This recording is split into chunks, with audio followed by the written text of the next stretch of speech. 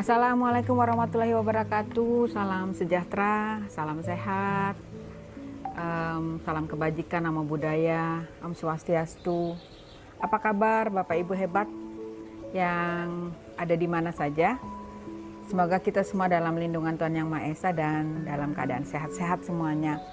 Walaupun di dalam masa pandemi, tetapi kita tetap melaksanakan tugas, mungkin belajar dari rumah, mungkin bekerja dari rumah. Ya, kesempatan pagi ini, hari ini saya ingin berbagi dengan Bapak Ibu semua, dengan teman-teman tentang asesmen.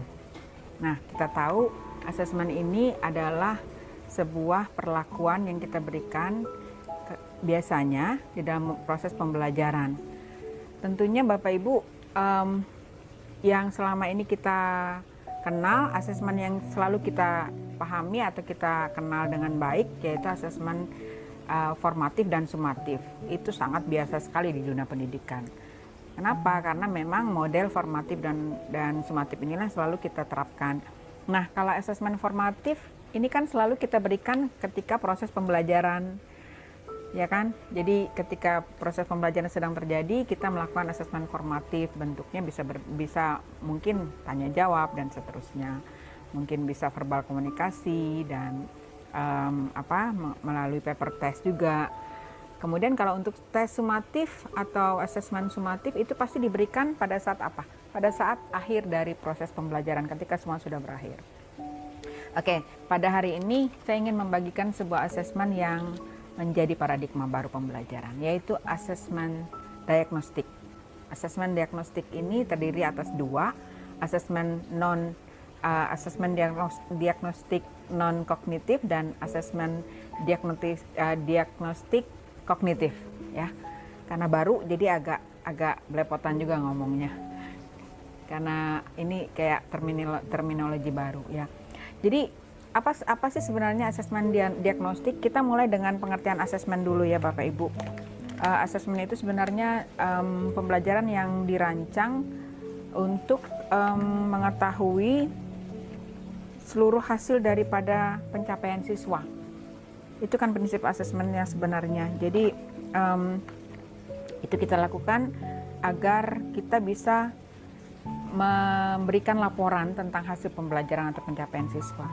Baik, jadi sebenarnya pembelajaran yang relevan itu adalah pembelajaran yang dirancang untuk bisa mengetahui hasil, kemudian untuk bisa mengetahui capaian yang bisa kita berikan sebagai umpan balik kepada anak didik kita, orang tua dan komunitas di mana mereka melakukan pembelajaran tersebut. Itu sih relevansinya.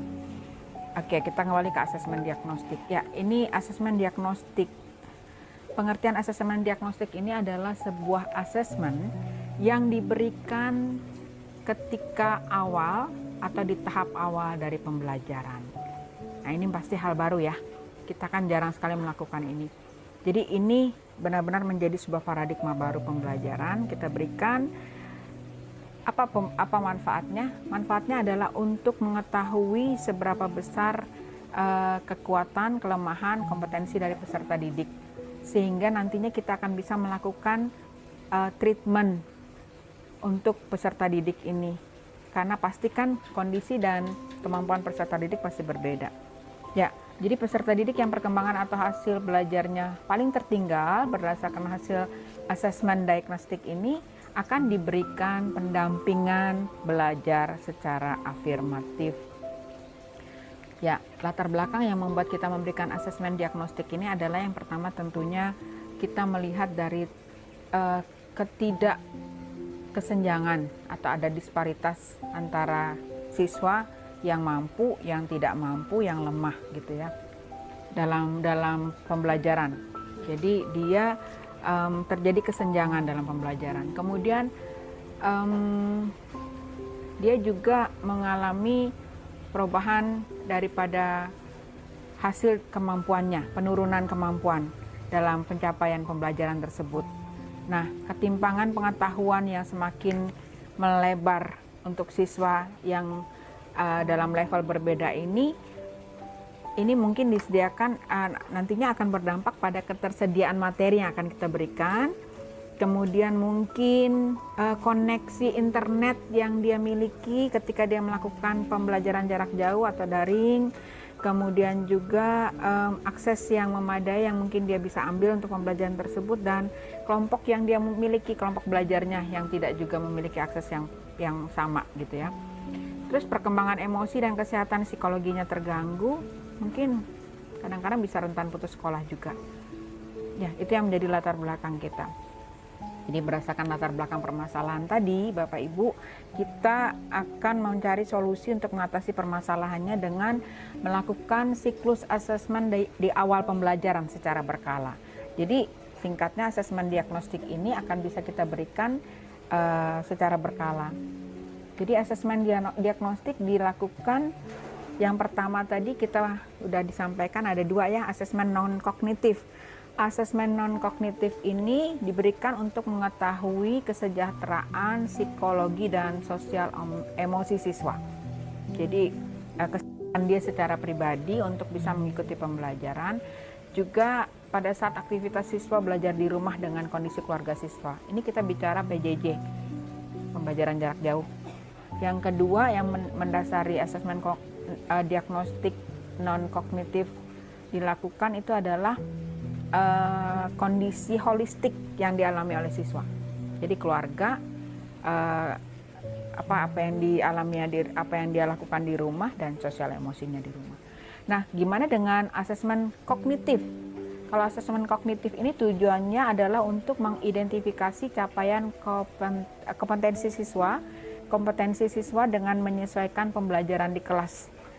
Dengan kompetensi rata-rata siswa memberikan remedial atau pelajaran tambahan. Jadi kognitif ini kan kita udah tahu pasti itu yang berhubungan dengan pengetahuan, aspek pengetahuannya.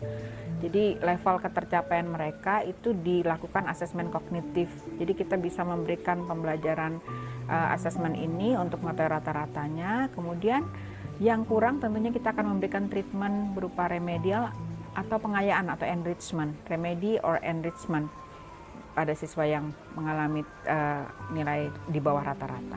Kemudian tentunya ada tindak lanjut dan evaluasi. Baik, sekali lagi penekanan tujuan asesmen kognitif dilakukan untuk memetakan kemampuan semua siswa di kelas sehingga kita dapat mengetahui siswa mana yang agak paham dan sudah paham. Jadi kita sebagai guru nantinya bisa menyesuaikan materi ajar yang kita berikan kepada siswa ini. Jadi langkah-langkah yang dilakukan oleh sekolah untuk mengimplementasikan asesmen ini adalah kepala sekolah tentunya bertanggung jawab untuk memastikan asesmen ini dilakukan di semua kelas di minggu pertama dan secara berkala di awal pembelajaran. Ini wajib dan mesti disosialisasikan kepada warga sekolah, khususnya tenaga pendidik, agar ini menjadi pembiasaan, gitu ya. Kemudian yang kedua, tentunya asesmen ini guru harus melakukan mempersiapkannya secara berkala. Baik, oke. Jadi persiapannya kalau kita memberikan asesmen non kognitif, yang pertama kita siapkan alat bantu berupa gambar, dimensi emosi.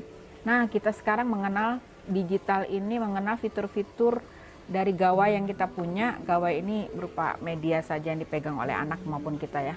Seperti emoticon. Emotnya misalnya emotnya lagi sedih seperti apa, emotnya happy seperti apa, emotnya misalnya kecewa seperti apa, dan seterusnya. Jadi kita bisa mempersiapkan itu.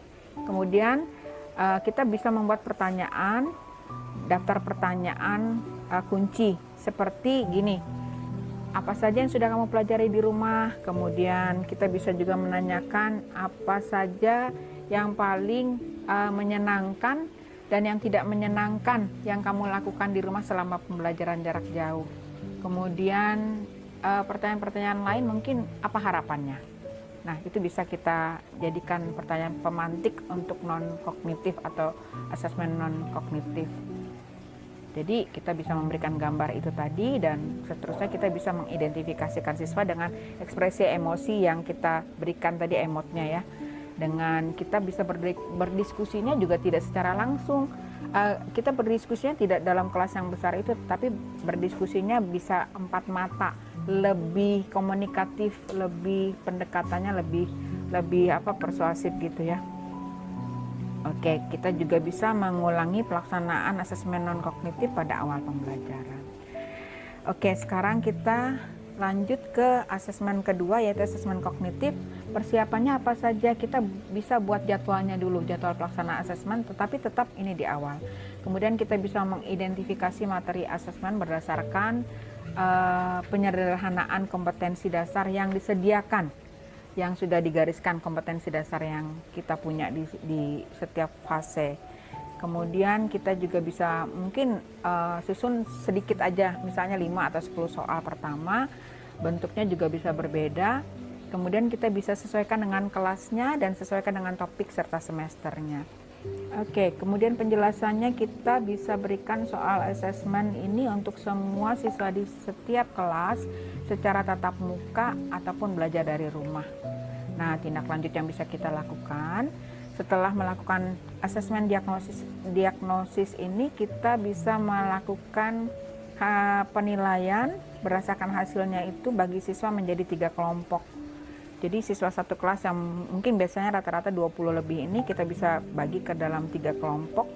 Jadi kita akan bisa mengatur siswa dengan rata-rata kelas yang mampu, yang agak mampu dan kurang mampu tadi. Kemudian kita juga akan bisa melakukan lakukan penilaian pembelajaran topik yang sudah diajarkan sebelum memulai topik pembelajaran baru. Jadi seperti kayak building knowledge at the first stage of the first meeting in the classroom ya. Jadi itu tadi. Kemudian juga kita bisa melakukan ulangi lagi proses hal yang sama di setiap pembelajaran.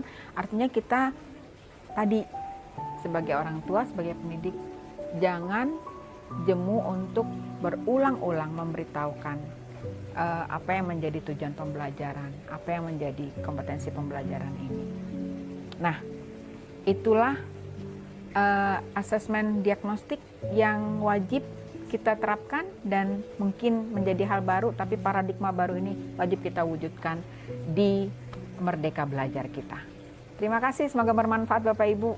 Sampai jumpa, salam sehat.